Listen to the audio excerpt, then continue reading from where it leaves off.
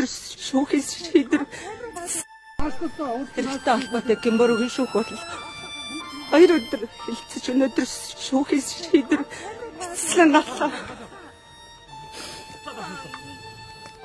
Би асар их хомдолтой байна.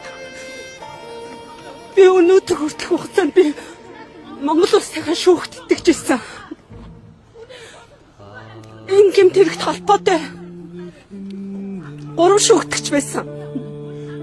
Нэг шүүгдэгч нь хуулийн дагуу хариуцлага хүлээгээд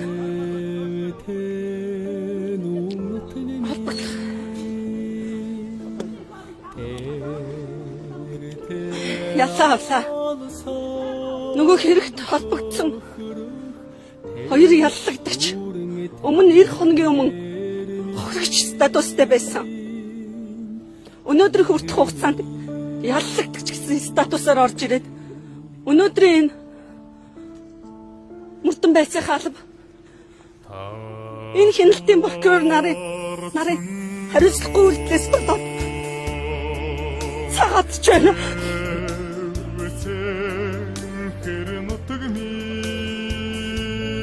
Миний охины хэрэгтэй хүнд мөрдөн байцын хаалбын 14 шалгуулт 15 мөрдөгч ажилласан. Тэр 15 мөрдөгч тэр 2 хяналтын прокурор нар хэргийн мөрдөн байц зүрдүүлдэг маш хариуцлагагүй байсан. Та бүхэн мэдж байгаа сая тэр 1 сарын 29-нд цацагдсан. Сошиал цацагдсан. Тэрэгт холбогдолтой Эрдэнэ Чангаан нэрний Ариутягийн сошиал цацагдсан. Сая би шүүх дахин 2 өдөр хэлцүүлэгдээд яллагдагч байсан статустай гал хэлтээс асуулаа. Ээжийн хийсэн бичлэг нотолдож байна. Яагаад тэр бичлэг үдижил харамтын хугацаанд энэ 581 хоногийн хугацаанд Гэмбүргийн шүүх хурал болохын юм гарч ирж байгаа юм. Өөрөөс хэлээ. Энэ Монгол улсад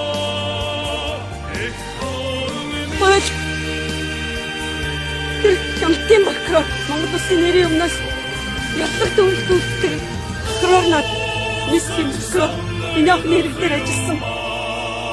Янжин долон байсгална. Маш хариуцлагагүй ажилласан. Одоо би шүүхийн шийдвэр бичгээр миний гар дээр ирсний дараа би холбогдох байгууллага дараагийн гомдлоо гаргана. Миний энэ хэрэг үнэн зөв шийдэл би хилээ өгөх газараа явна. Би үүгээр дамжуулаад энэ хэвлэл мэдээлэлээр дамжуулаад би тэр 1 сарын 19-нд зарласан тэр бичлэг яагаад тэр энэ өнөөдрийн шүүх тайванд болсон 14 дахь хац тэр материал авагдаагүй байж тэр дутууд улмыг ирүүлсэн тэр хац тэргийн материал дээр үндэслээд ийм 3 хүүхдээ цагаатгаад нөгөө давагдорч гэдэг халдварч бүх насаараа авч байна. Би тэр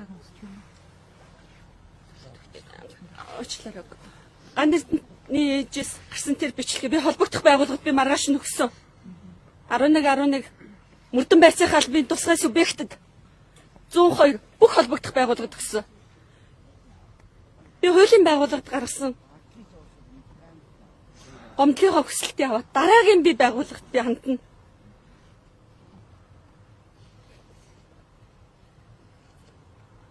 Шүүх бол шудраг байгаа. Шүүх юуг үндэслэж шийдвэрээ гаргадаг вэ гэхээр тэр мөрдөн байцын хаалбанаас үдэгдэж ирсэн тэр хэргийн материал тэр яллагт үнэлт үйлдэж байгаа тэр хяналтын прокурор нарын дүгнэлтээр үндэслэж шийдвэрээ гаргадаг.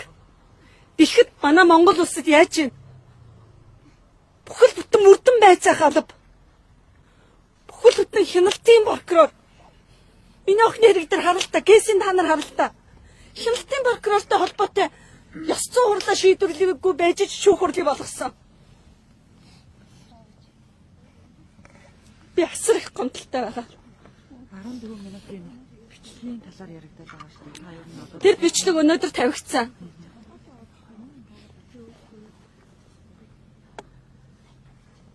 Ихэн байдгүй л тэр бичлэгийг ард түмэн тавиад үзүүлэлтэй. Хяналтын прокуророо Мөрдөн Байцааг албаа. Би энэ Монгол улсын шударга яс гэж байдгүй гэдгийг би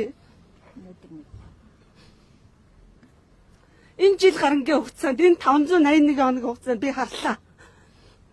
Хизээ хохирогч, яллагдагч хохирогчоо өмгөөлж байгаа өмгөөлөгч нь Монгол улсын шүүхийн шийдвэрийн өмнөөс цагаатгнаа гэж захин уулснаас хойшолд тавиад гимгэн хүүхдийг цагаатгнаа гэд болдгийм үү? Шүүхийн өмнөөс шийдвэр гаргадаг өмгөөлөгч нарыг би өнөөдөр энэ хэрэг дээр харлаа.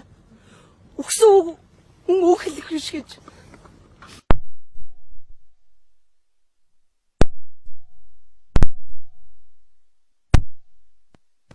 Тэр шүүх танхимд